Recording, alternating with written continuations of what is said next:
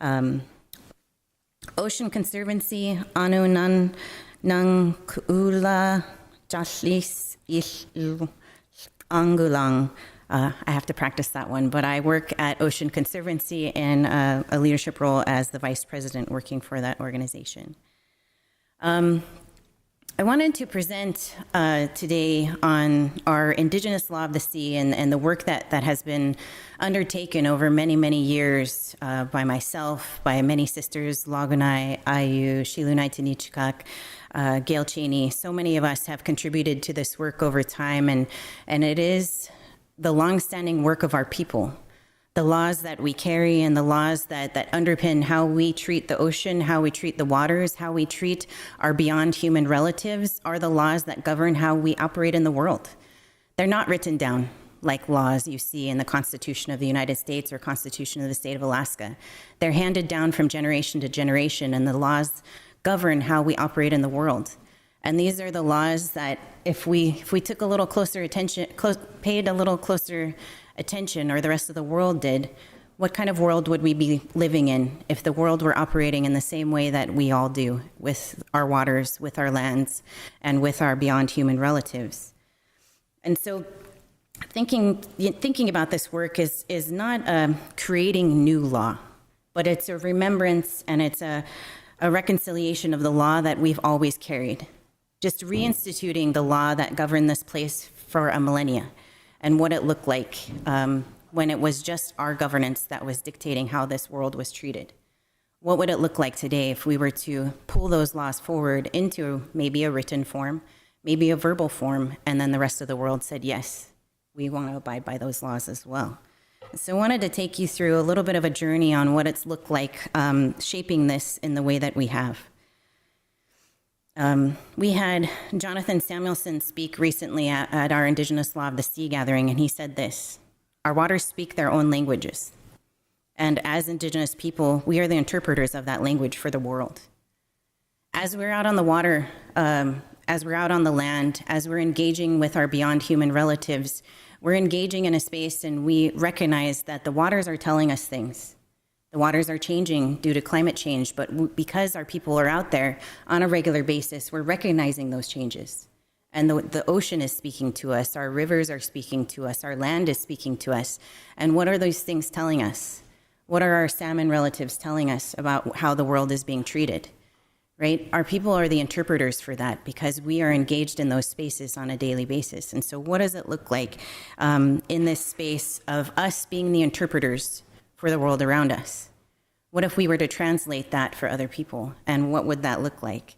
And I just love that Jonathan brought that forward at our Indigenous Law of the Sea gathering, because it really hit a place that we were trying to communicate, but doing so not as great as Jonathan can.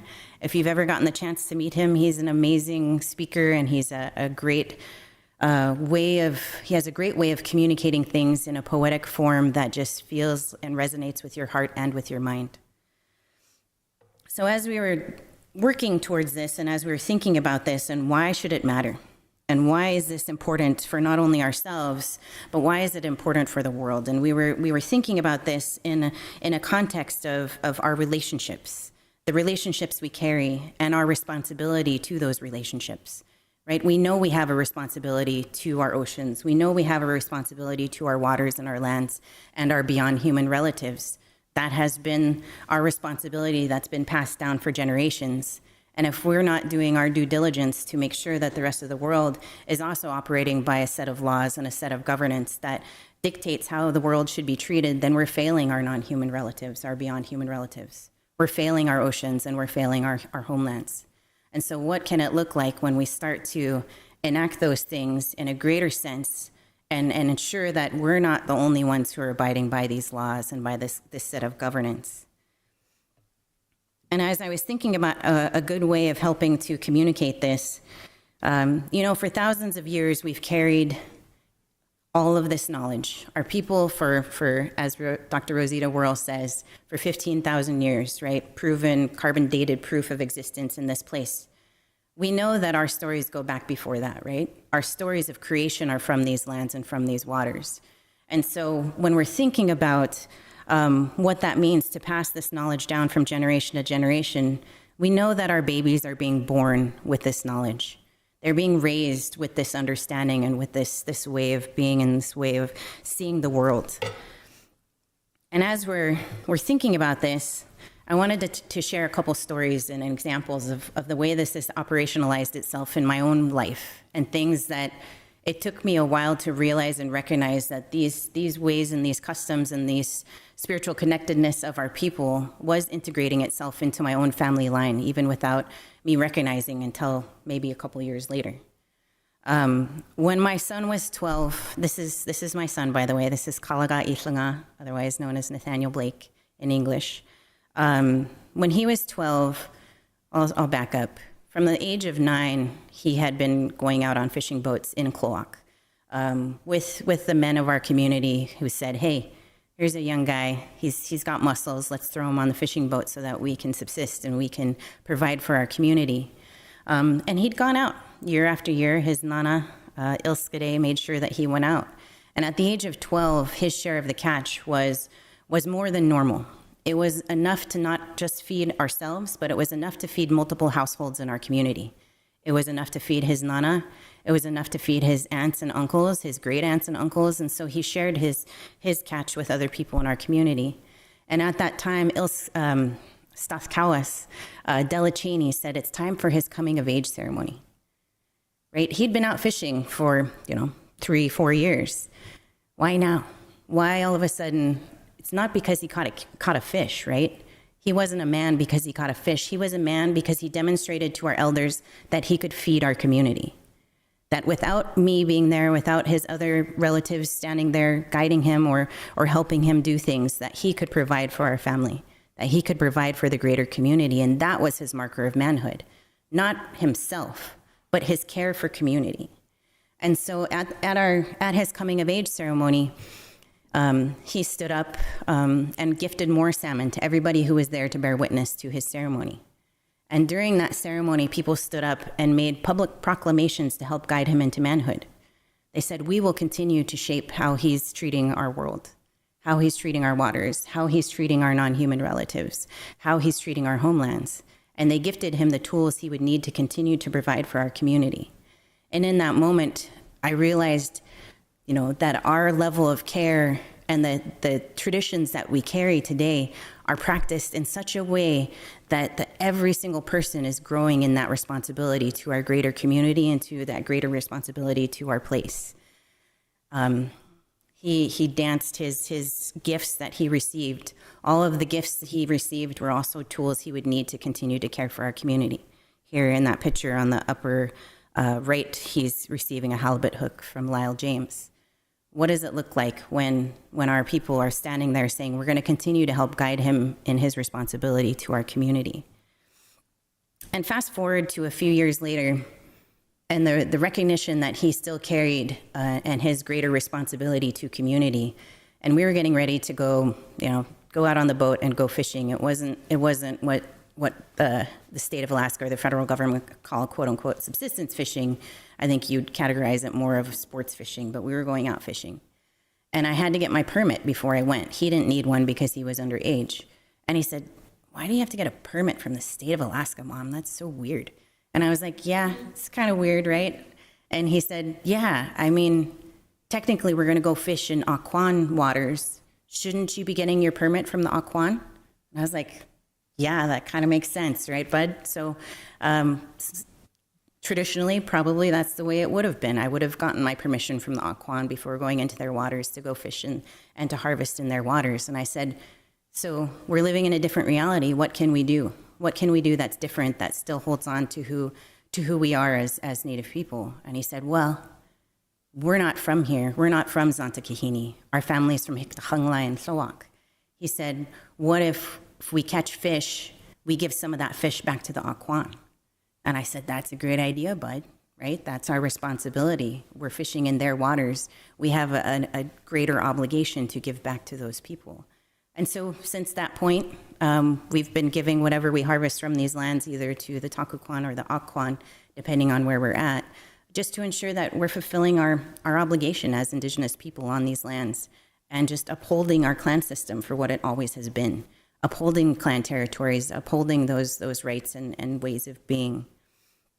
And so thinking through how one thing leads to another in his life trajectory, he was also in that moment demonstrating to me that he already understood his greater responsibility and role to our community, to the Akwaan, to the Takakwaan, to people who couldn't get out and fish and couldn't get out on a boat, who don't have that ability anymore. What does it look like to care for those folks in those communities? Those are our laws. They're not called laws. We don't call them that, right? We think of laws as something the state or federal government does. But if you think about it and you think about how we operate and this relationship we have with each other as clans, if you're looking at our example here in Southeast, or just looking at our responsibility to a greater community, like up in Utqiagvik when they have their whaling festival. What does it look like to give back? Those laws have been a part of who we are since time immemorial, right? We know that those laws carry us forward to today. And in these instances and giving these examples of Kalaga Iklinga, it just really hit me like he's already living these laws. He's already operating under this governance structure and this way of being and this way of operating in the world. And so later on we decided, okay, so we know that these laws are important. We know that these laws are part of who we are. We know that we follow these laws because our ancestors, our elders tell us, no, you're not supposed to treat the salmon that way, or no, you shouldn't go out on the water when you're feeling bum, or you shouldn't process food when you're having negative feelings, or if you have a cold, right? We know these laws exist in our current day context. But we said, well, beyond Southeast, what does this look like in a holistic sense? Can we pull together a group of people from throughout Alaska, sit down and actually have a conversation about what that framework could look like if everyone from throughout Alaska sat down and we wrote down our Indigenous Law of the Sea? If we came together and we said, we understand these laws, we want to exert these laws in a greater sense so that the world understands our laws. So whether or not they choose to follow them is up to them, but at least they are knowing.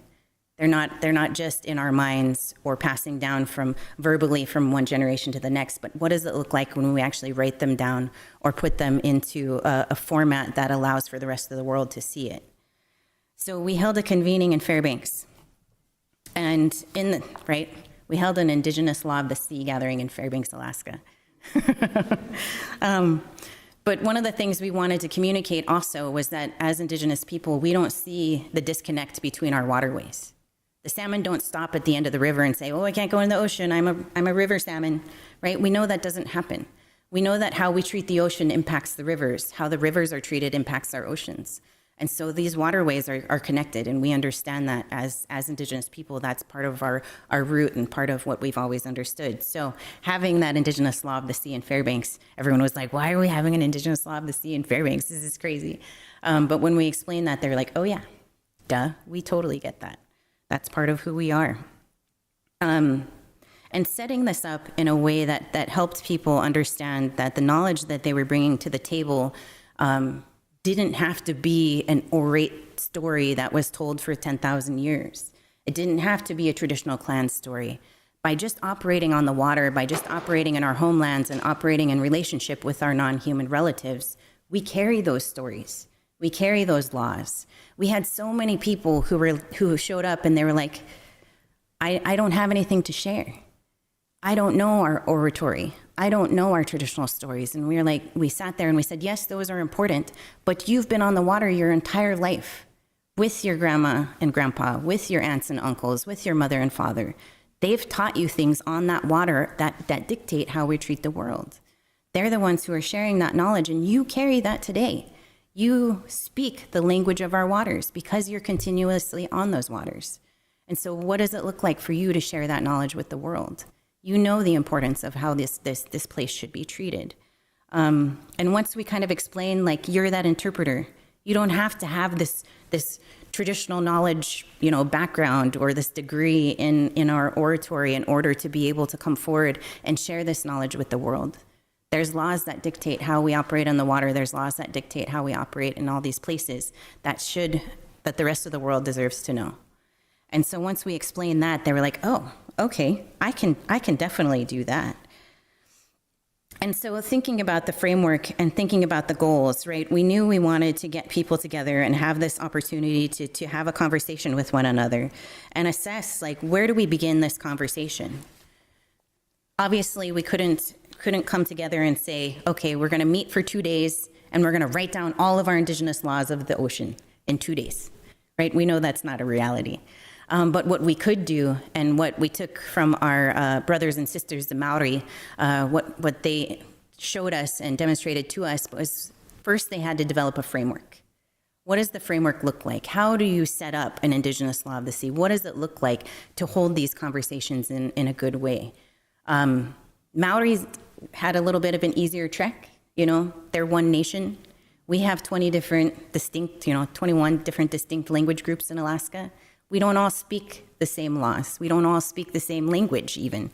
Our geographic differences between Fairbanks, Alaska, Utqiagvik, down to Metlakatla are completely distinct from one another, right? We know that and we understand that, and we see these differences between our communities and between our peoples. And so how do you holistically pull all of that information into one document, knowing that we care differently for the ocean? We all have different sets of laws and rules and guidance that has been taught to us.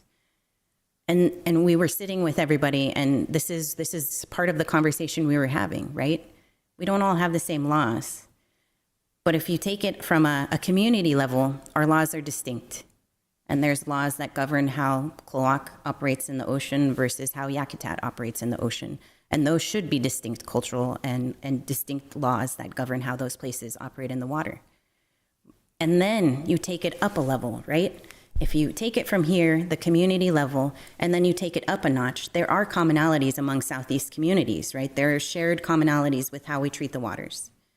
And if you take it up even higher, there's shared commonalities between all of Alaska Native people on how we treat the oceans, how we treat our waters. And what are those shared commonalities that we can all come together and say, these are the things that we all have in common with one another on how we treat the waters. One is really easy. We never just catch for ourselves, right? We catch for our community. Everything we harvest is not just for us as individuals, but for our greater community. We know that's a common theme. That's an easy one. And we also pulled in some Hawaiians. You see a Hawaiian up here on the screen.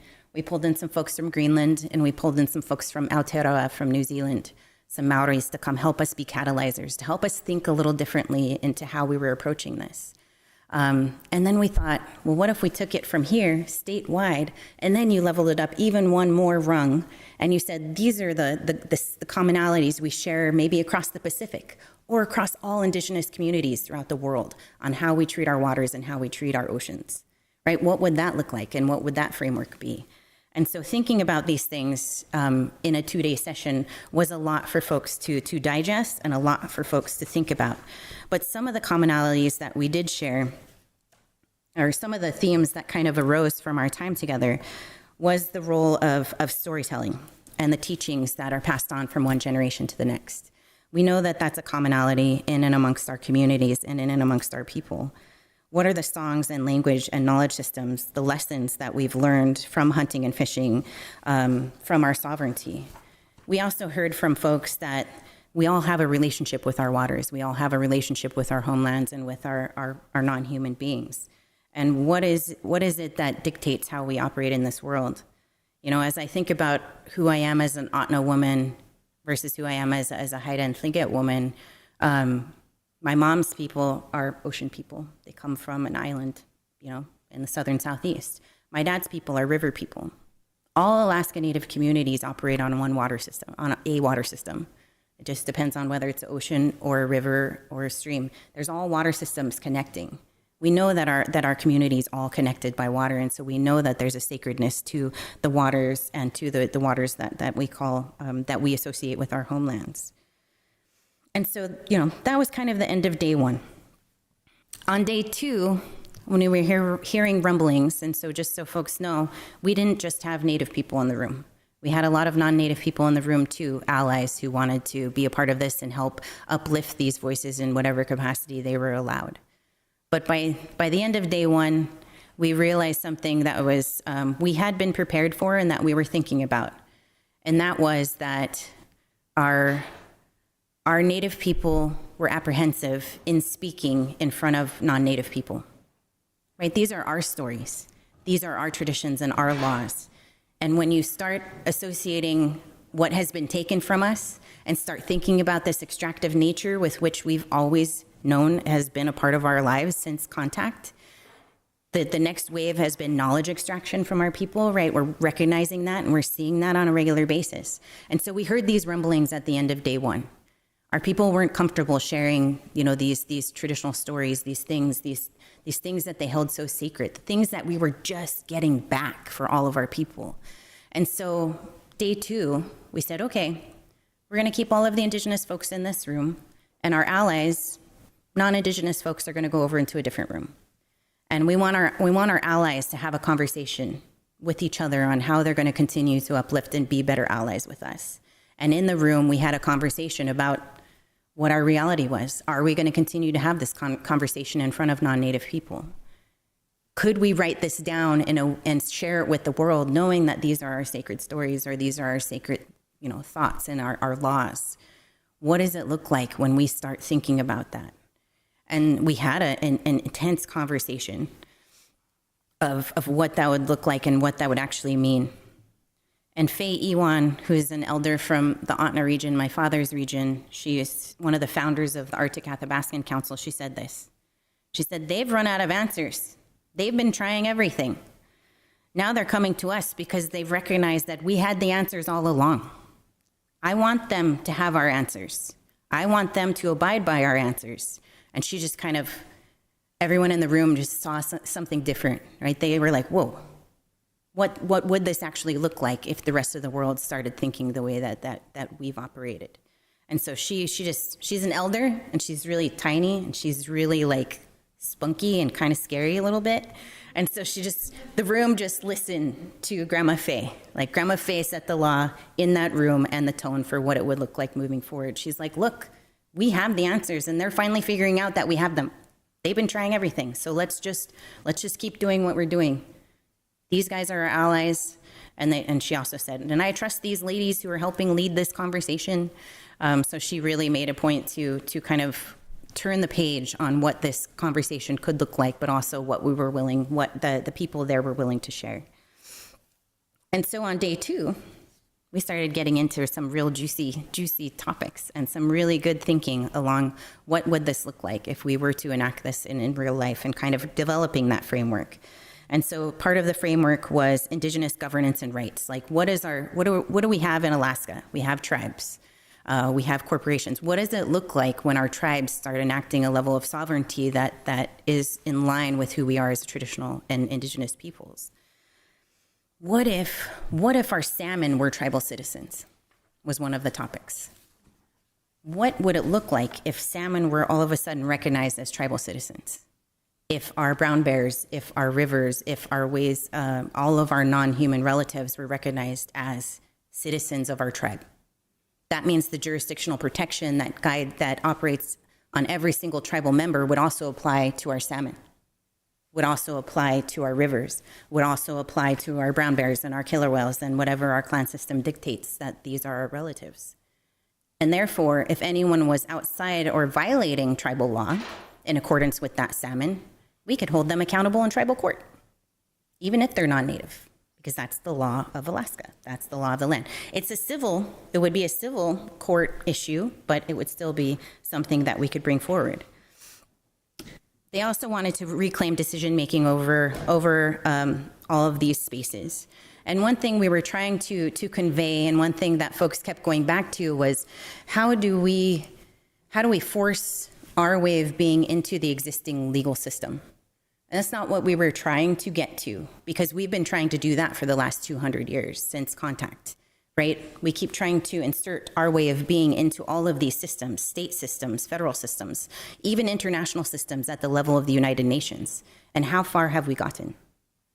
This is our opportunity to write our own laws, not try to force them into somebody else's system, but have a different set of laws and saying, these are our laws. And if you want to associate with us as Indigenous people, if you want us to co-sign your idea, if you want us to co-sign your thought process, if you want us to be at all associated with you in a relationship, you have to abide by our laws. You have to say, I forever will abide by your tribal laws. And what would that look like if we started flexing that sovereignty muscle and saying, we as sovereigns now have this law.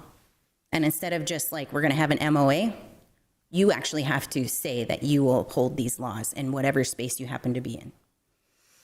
And so having those conversations, the role of Indigenous allies, just to give you some, they had their conversation, and three things that they came away with when they came back to the full group was, they recognized they had to know when to step up and when to step back, right? There's an opportunity for them to be in a place where they're stepping up, to make room for Indigenous voices to be in that space.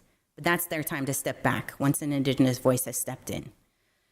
And then building long-term authentic relationships and not transactional ones, not ones where they're just trying to extract more from our community and from our peoples. And then they also talked a lot about decolonizing scientific research. And so just to give you some highlights, because I'm running out of time, for that particular time frame, we had some actionable projects that were going to come forward.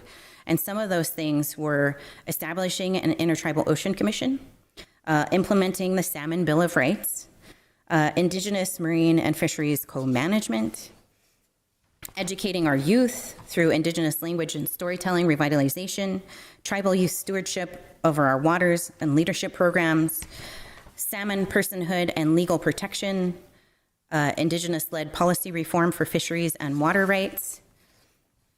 And then we got into sustainable fisheries and economic development, Indigenous fisheries revitalization, community wellness fund for Native homelands restoration, Native knowledge-based climate adaptation.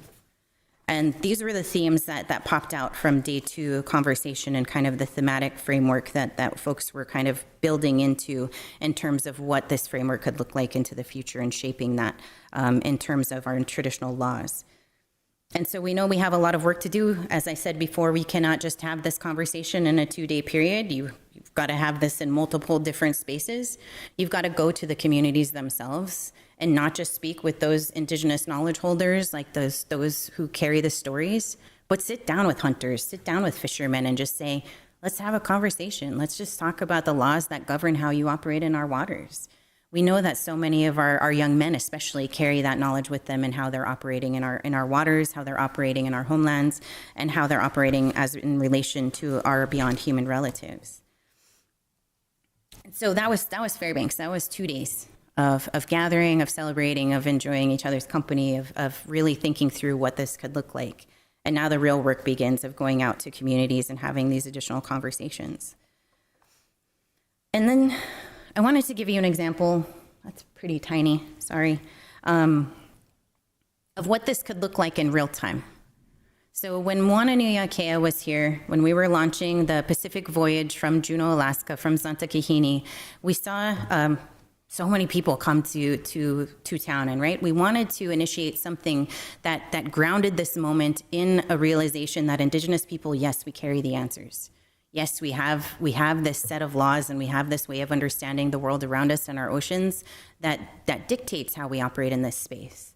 And so we had multiple different conversations at Wáahlaal, and during that time, we decided on a declaration of Pacific law. And this one is called Declaration of Sovereignty, Relationship, and Collaboration across Wáahlaal and the ancient water highways and corridors that connect us. And the reason that I wanted to share this with you is not because, there's cool stuff written in here, but to show you what it could look like when non-natives and when our people sign on to something that dictates how we're going to operate in the waters. During Wáahlaal's dinner, we read this and we asked everyone who was there, which was over 500 people who were native and non-native alike, if they'd like to sign on. Almost every single person did. Said, we will be a part of this. We agree to this. We agree that Wáahlaal or the Pacific Ocean is your jurisdiction. We're saying yes. We will sign on to your laws. And our people did too, right? We had Pacific people, Indigenous people from throughout the Pacific, Maori, Hawaiians. I think we had Samoan and Tongan, I think there was some Tahitians there and some folks from Taiwan as well. And they all signed on, right? What does it look like when we start flexing that sovereignty muscle and then other people start saying yes? Yes.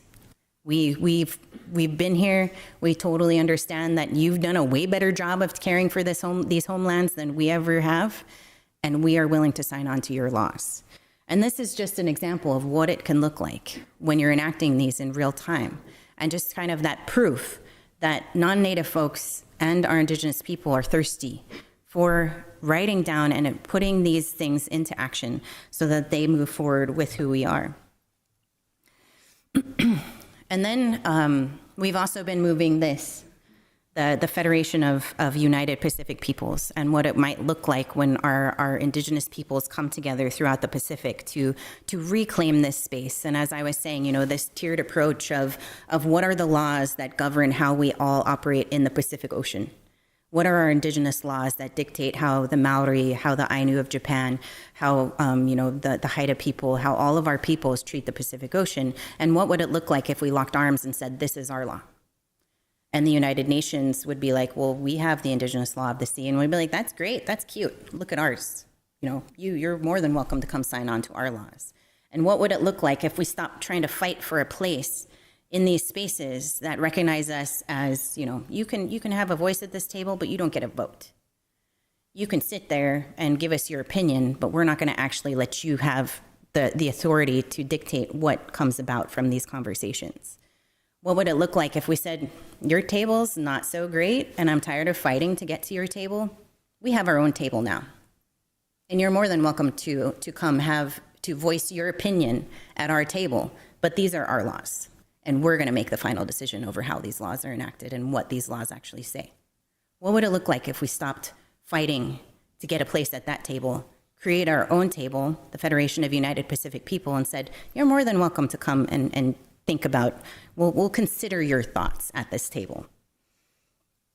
And so I just wanted to give you as a one example of what that could look like. And so the Indigenous Law of the Sea, right? What is it? What is it going to do? It's going to recognize that the ocean, we already see this. The ocean is a person. The ocean has its own spirit. We know that the ocean should be recognized as we recognize every other spiritual being in our world as a living being. We have an interdependence and a responsibility with that place. And what does it look like when we reclaim that governance space? The Indigenous Law of the Sea is that reclamation, that setting the tone for our space. This is our space. This is our laws. And instead of trying to fight to push our laws into that space, we have our own set of laws over here. And then honoring the ancestral connectedness between all of us. We know that we've connected with the Hawaiians for generations. For thousands of years, we've had this connection with the Hawaiians. There's different stories that also connect us to the Maoris. There's connections between the Hawaiians and the Tahitians and the Micronesians, and all across the Pacific, we've sailed. We know that our people have gone across the Pacific. And so what does it look like to reclaim those traditional highways and those traditional relationships with one another? And this is also part of the Indigenous Law of the Sea. As we're thinking about this and thinking about all of these different practices and who we are, and as I was talking about, some of our people are unsure. They're hesitant because they don't think their knowledge and the experiences they carry are worthy of being implemented into an Indigenous Law of the Sea, simply because they don't carry the thousands of years of stories that we all have. Well, a lot of us don't, because it was taken from us, right? We know that those stories were stolen from us. We know that this way of being was not. Linda Jewell spoke at Elders and Youth a few years ago, and she said, she was talking about how, these things feel like they're lost, but they're not. Because our ancestors were smart enough to hide them in our way of life. They were smart enough to hide our stories and our way of treating the world and our understanding of this relationship we have with the world around us in how we operated in our hunting, fishing, and gathering practices. They were smart enough to hide those little nuggets for us. And they're still being practiced today, and they're still being taught today. And those are our stories. Those are part of it. And I think a lot of times we feel inadequate because we don't carry the traditional stories. But we have to remember that we do, because our ancestors are smart enough to put it in a place that would never be forgotten. We would never, ever see that severance between how we operate in this world and who we are as Indigenous people. That how we treat our oceans and how we harvest and how we fish and how we hunt would always be a part of who we are. And so how do we create this brilliance or keep this brilliance moving forward? And they did that. And it's a beautiful thing to remember and to remind ourselves of this on a regular basis, especially for those who feel inadequate in these spaces, because there should be none of that. So we know that moving forward, we have the ceremony with our salmon. We have the ceremony with our way of understanding and our connectedness to place. And now to put a structural framework around it, right? We know that this is the place where we start kind of building this place of what does that structure look like? And writing the Indigenous Law of the Sea, having these conversations and getting that information into a written document is kind of our next step. What does that structure look like? And where do we ensure that every voice who has a thought into this, how this should be shaped, is at the table? And then also, where's the action? We can't just go and say, okay, now we have this structure, then what, right? What do we do with this? We have this framework, we have all these laws written down, what do we do with them now? And what does it look like to finally put these in action? What are some of the action projects that we can develop that have already demonstrated themselves to be a part of who we are? We just have to implement them. Like the salmon as tribal citizens, right? These are actionable steps we can take from our Indigenous Law of the Sea. Did you know the Maori already wrote theirs? They're like always 10 steps ahead of us. They already wrote their Indigenous Law of the Sea.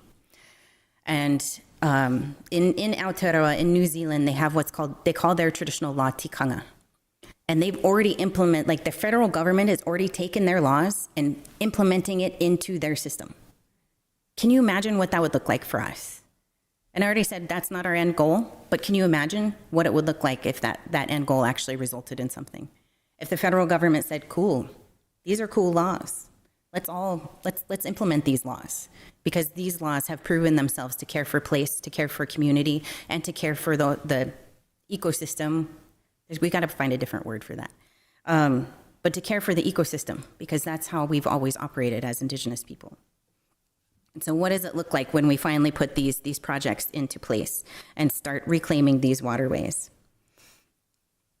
And as we're thinking about this, and thinking about what's going to come next, we had a conversation with Rex.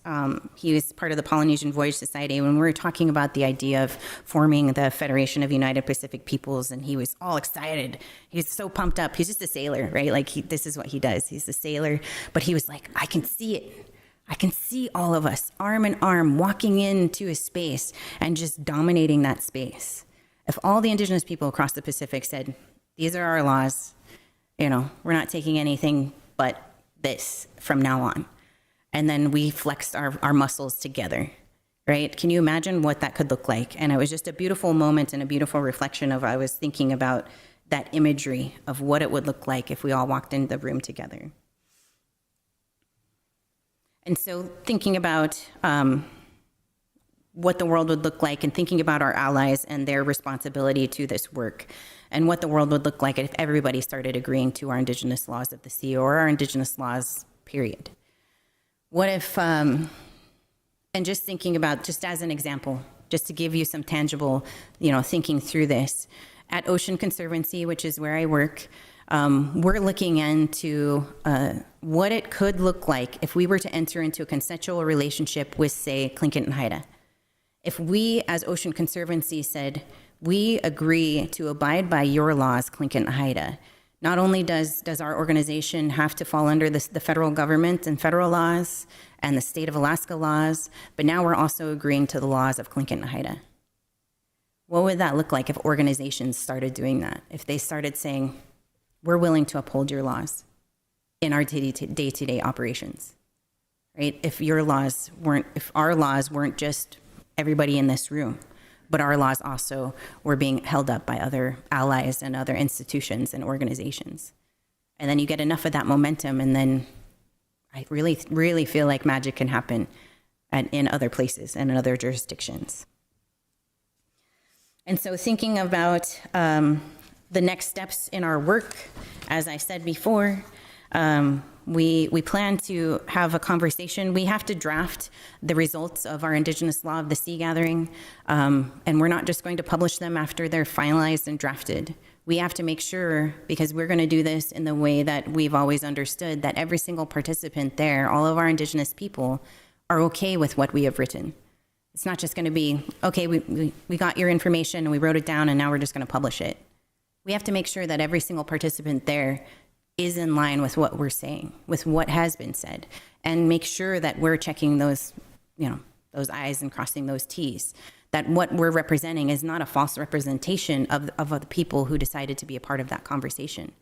Because we're not going to do things the way that the Western world would do things, right? We're doing it from an Indigenous standpoint by Indigenous people and for Indigenous people. And so that has to be a place of consent. It has to be a place where we are operating in the way that we know matters to everybody, because trust is important to all of us. And we have to make sure that trust is continued in our conversations. This is not going to be an easy feat. It's going to cost a lot of money, and part of our next steps are, of course, fundraising, and then continuing the conversations to make sure that folks are uplifted in their daily lives, and making sure that where they're at in their work and in their process of things, and their processing of the trauma and the hurt that has come with colonization, that they're also recognizing that they too have gifts to offer to these conversations, that their knowledge is also worthy. And so I would just make this ask to anybody who's listening. If you have stories to share, if you have practices that you and your family have operated under, and you want to share those and have those, ensure that those get written into the Indigenous Law of the Sea as how we treat our oceans, how we treat our salmon, how we treat all of our non-human relatives, or how we treat our homelands. This is my big ask. Let us know if you want to be a part of these conversations. Let us know if there's information that you and your family would like to make sure the rest of the world are adhering to as they operate in our world. And so with that, I want to say how Gunishish Chinan, and I will take questions.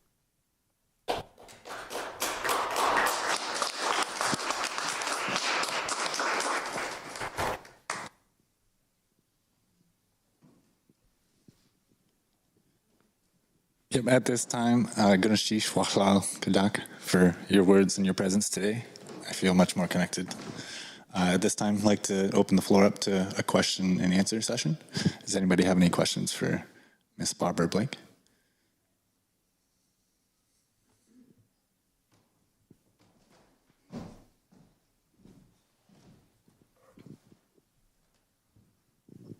So you had the meeting in Fairbanks, and you said you want to have meetings other places. And where can we find out when and where those meetings will take place? We will make sure that we are notifying Tlingit and Haida and Sealaska once we get those meetings secured here in Southeast, especially, and then for the immediate purposes, I can give you my contact information and make sure that you're on the list so that you're notified as soon as those meetings come up down here.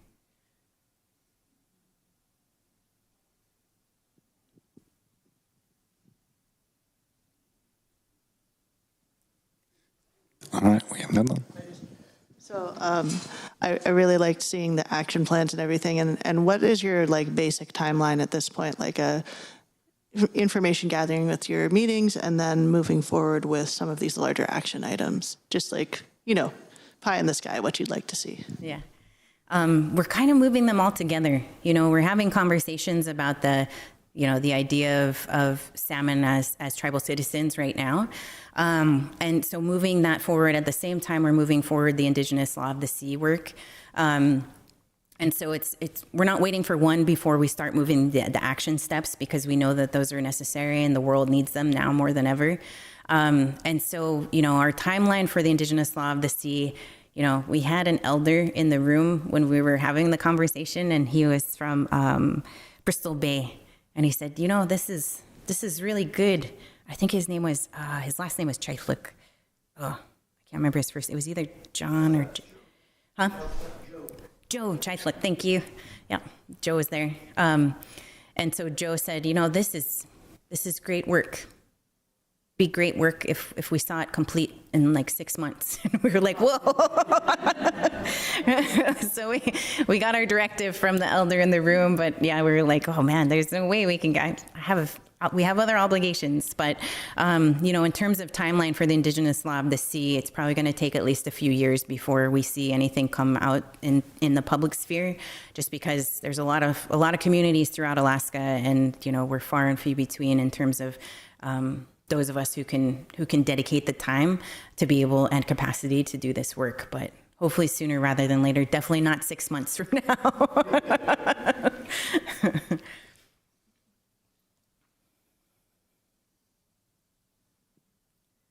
Joe, did you want to share anything from that gathering that I missed?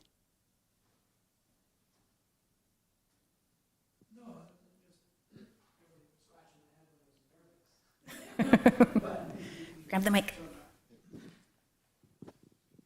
Well, I guess, and it wasn't during, it was the wintertime as well. So it was a time when not a lot of people converge on Fairbanks, I guess is my point, unless they're there for the Northern Lights. But it does prove the point through all that it's all interconnected, even the Northern Lights. You know what I mean? So it was awesome. And there are parallel movements. The world is ready for this. The laws of nature, the rights of nature, there are different movements happening.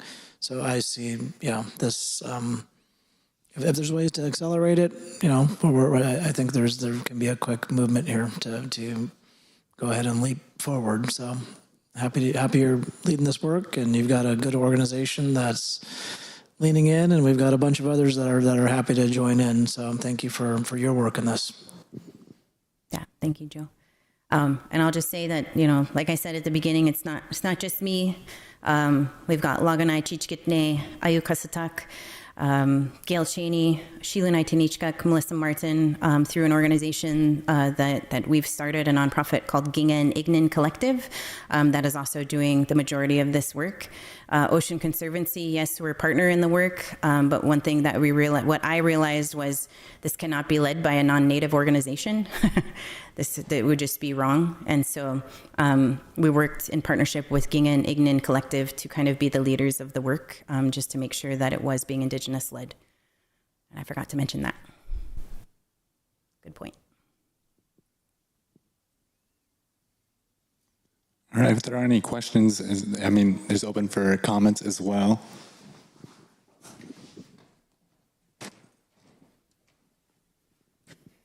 So my question is how to gather the stories that are going into each of the communities and speaking with the hunters and fishermen and having those conversations to gather their stories, what that would look like, and then to bring it to that next level of community level, the individual stories, bringing that up to the next level of community. Yeah, that's a really great point. Those conversations at the community level and how we're identifying the hunters and fishers is just through our relationships that we have. We all know who the hunters and fishers. I can look at Lee right now, and I know who the hunters and fishers are of our communities. We know in each and every one of our communities we have pre-existing relationships with certain individuals, and that's the beauty of our Ginga and Ignin Collective, is that we're from all over the state, and have built those relationships. And we can always contact someone and be like, "Hey, who are all the folks we should be talking to about this in your community?" And then once we have the community's input, then we can raise it up and see where the commonalities lie within that region itself, and figuring out where the commonalities for, say, the North Slope might be. Where are those commonalities between those communities? We know that they're not all the same, because they're not all the same communities. They're literally separated by jurisdictional boundaries, like whether those be like the tundra or mountains or rivers or what have you. And so pulling those together, and then the Alaska one, again, just looking at the commonalities that exist among all of the different regions, and then figuring out where those commonalities lie. And again, gut checking everything that we're doing and everything that we're writing with the communities, and making sure that what we're saying is actually fact for what they want to share with the world. Maybe they don't want to share all of that information with everybody, but they want to share certain aspects of what they think the world and how the world should be operating. And so just gut checking everything that we're doing with communities and the individuals who want to participate.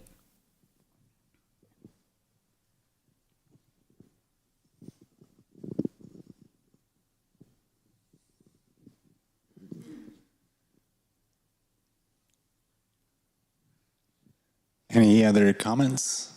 I know I myself, I was really inspired by what we discussed before the lecture, and then hearing the in-depth of how far you've gone with Indigenous law that I'd never really realized can be part of a much bigger community is very inspiring. And so thank you personally for your words today. Thank you, Brian.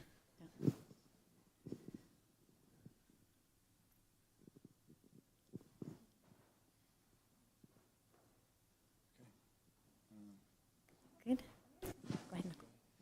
Hello, Wáahlaal Gíidaak. Can you talk about maybe some of the similarities or differences between the Maori framework and the framework you all came up with during the 2-day? I'm curious to see what you all discovered in those beautiful conversations you had. I said this before at a gathering we were having in Greenland, that sometimes it feels like there's pieces of our community that are missing. But then when you come together, you see that they've held on to things that we weren't able to hold on to, and vice versa. And when we were having our conversations with the Maoris, they were just amazed at everything that we were able to hold on to and retain in terms of our hunting, fishing, and gathering practices, because they've lost a lot of that. And so their Indigenous law of the sea looks a little different, but then they were also recognizing that these traditional practices that we carry still today, they also had. And so thinking through where there's those pieces of each other's history that we're still slowly reclaiming for all of our communities and peoples was a beautiful, beautiful moment for both of us. I think for the Maoris, a lot of their traditional spiritual practices are still intact, and a lot of their stories are still intact, and their language being spoken by so many people across their nation. They also, what's different between the Maori and us is that the Maori have they have what is it called? A treaty, the Treaty of Waitangi. So they have a treaty with the Crown, or their version of the federal government, that dictates how the Crown has to operate in relationship with the Maori. We don't have any treaties for our people here in Alaska other than the Treaty of Cession, which sold Russia to the United States.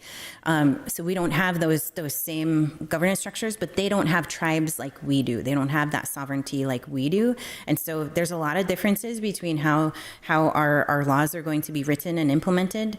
Their tikanga, it's written into their Treaty of Waitangi that tikanga has to be a part of the laws of the land. So their traditional laws have to be implemented into the federal laws. We don't have that here, right? We don't have that same treaty that gives us that right. So it's more of a, what does it look like to flex that same muscle in our homelands versus theirs? So good question. But yeah, there's a lot of differences between our two communities and how these things are unfolding. There's a lot of excitement by the folks who came to continue to partner with us to kind of reach across the Pacific and say, okay, we're going to have these relationships with each other now, and we're going to make sure that the rest of the world is also signed on to this. And through our partnerships and locking arms so that no one can break that. What does it look like to kind of force the hand of a lot of folks who want to partner with us? Sorry, you want something from me, you have to sign on to my law in order to get the thing you want from me. Because what we're seeing a lot in today's context is a lot of, we need an Indigenous voice to speak on this issue and be at the front and center of this thing. And it's like, okay, I'll think about it after you sign our law. You know what I mean? So just giving that, we're not going to sign off on anything that you're willing to do or say or, want us to be a part of until you're willing to sign on to our laws. Yeah, but good question.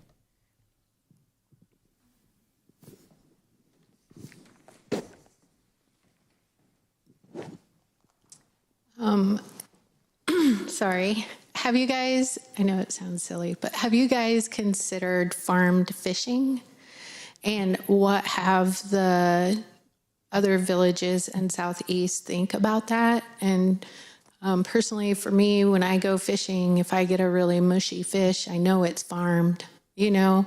So is there also going to be laws that control how much farm fished, the quality of fish meat, you know, in the oceans? Yeah, I love that question. And that's that's a great example of where our laws can flex in and say, like, as we're writing them, that this is not our way. We don't treat our relatives that way, right? We don't put them in a forced pen and force them to live on the food that we decide that they should eat, right? We would never do that to our relatives. Why would we do that to our salmon relatives? And I have to gush for a minute because one of our youth board advisors at the Sealaska boardroom, Braylon Martin from Huna, actually spoke to this really beautifully. And she was talking about farmed fish, and she said, you know, she was saying just what I just said, like, we cannot treat our relatives that way. That would be disrespectful to them. And we know that our relationship is beyond that. And so why would we ever want to treat our relatives in a way that is that harmful and that makes them feel like animals? Because we don't see them as that, right? We see them as our relatives. So it's a great question, and we'll make sure to put that on one of our lists. So that is part of the one of the laws that we write. Thanks. You can sign me up. Awesome. Great.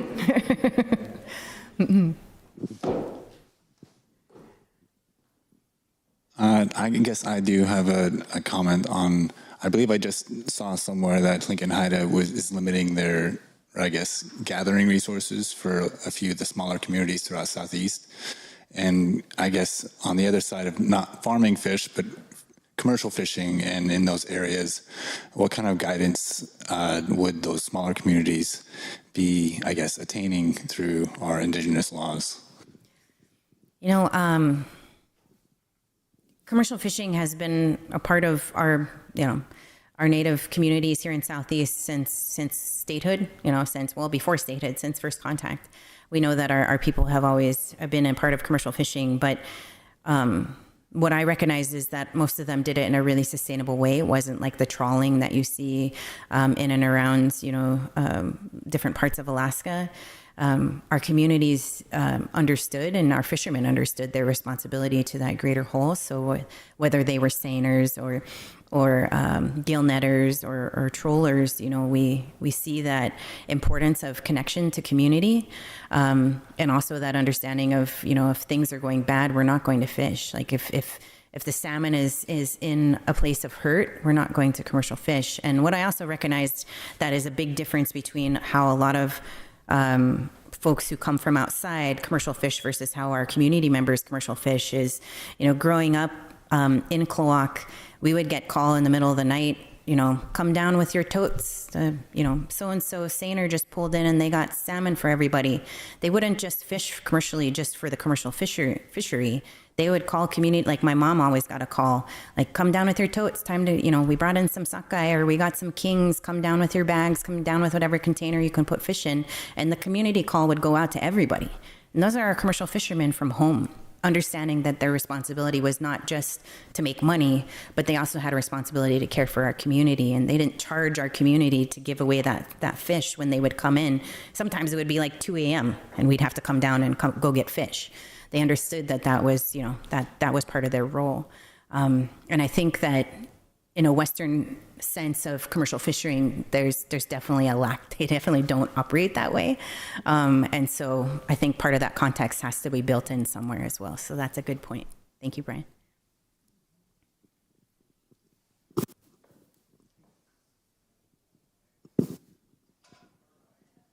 I believe at this time we've kind of reached the end of our allotted time. I'd like to thank you, Barbara, for joining us today. Do you have any last second words before we end today? Just to say, Hawa, thank you for this opportunity.